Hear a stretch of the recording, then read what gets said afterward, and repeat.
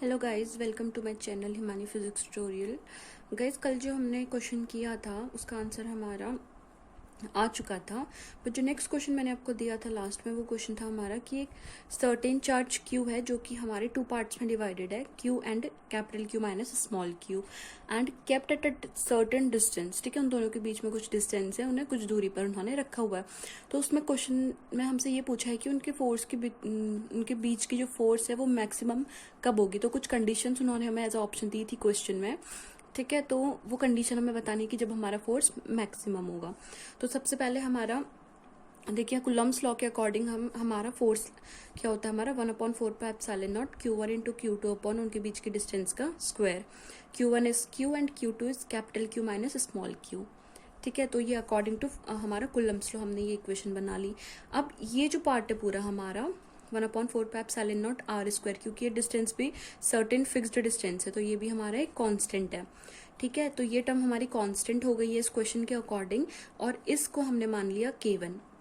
तो इक्वेशन हमारी कुछ इस तरीके से आई, F is equals to K1 small q into capital Q minus small q. तो F is equals to K1, इसे हमने अंदर मल्टीप्लाई कर लिया, तो ये बना small q into capital Q minus Q², और इसे हमने मान लिया हमारी इक्वेशन नंबर 1। तो अब हम क्या करेंगे, इस वाली इक्वेशन को Q के रिस्पेक्ट में हम डिफरेंशिएट कर लेंगे। डिफरेंशिएट हम इसलिए कर रहे हैं क्योंकि हमारा कोई भी चीज मैक्सिमम तब होती है जब उसका डिफरेंशिएशन हमारा किसी पर्टिकुलर वेरिएबल के रिस्पेक्ट में 0 आता है। ये चीज हमने क्लास 11th में पढ़ ली है, मैक्सिमा एंड मिनिमा वाले टॉपिक पे। एंड तो ठीक है, इसलिए हम क्या करेंगे, जो ये हमारा अब फोर्सेस से हम डिफरेंशिएट कर लेंगे with respect to small q. तो डिफरेंशिएशन करने के बाद हमारा आया d by d q of capital F is equals to d by d q of K1। अंदर भी डिफरेंशिएशन होगा d by d q of small q into capital Q minus d by d q of small Q²। ठीक है, अब देखिए हमारे पास differentiation के जो फॉर्मूला होता है, अगर हमारा कांस्टेंट का डिफरेंशिएशन होता है तो वो एज इट वो 0 आता है। हमारा किसी भी कांस्टेंट का डिफरेंशिएशन 0 आता है।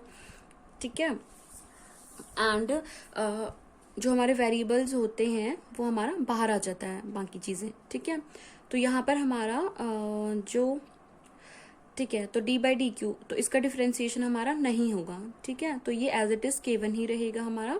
ठीक है, तो हमारा डिफरेंशिएशन होगा इस वाले पार्ट का। इस वाले पार्ट में हमारा जो ये स्मॉल क्यू है ये कांस्टेंट है, तो ये बाहर आ जाएगा, तो हमारे पास बचेगा D by d q of capital Q।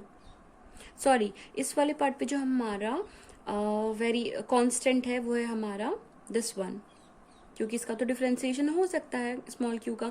तो ये जो कैपिटल Q है ये बाहर आएगा और हमारे पास बचेगा D by d q of small Q.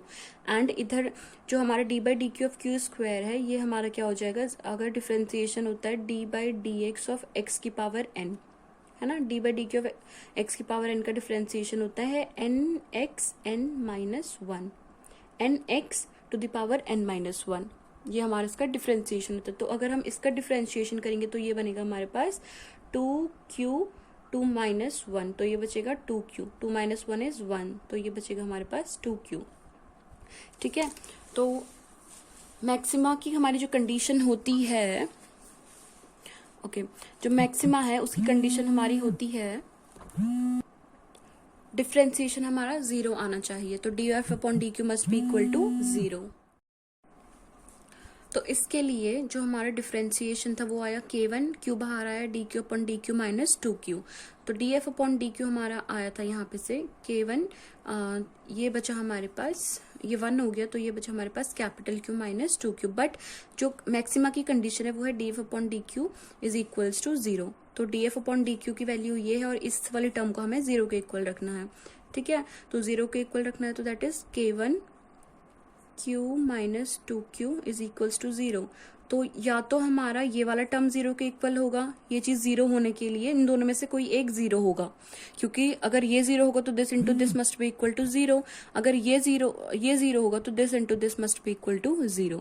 ठीक है, तो हमारा क्या होगा, अब K1 हमारा 0 नहीं हो सकता, क्योंकि हमने पहले ही बोला था कि A1 की वैल्यू है 1/4πε0 इंटू 1/r²। फर्स्ट में हमने यही चीज मानी थी।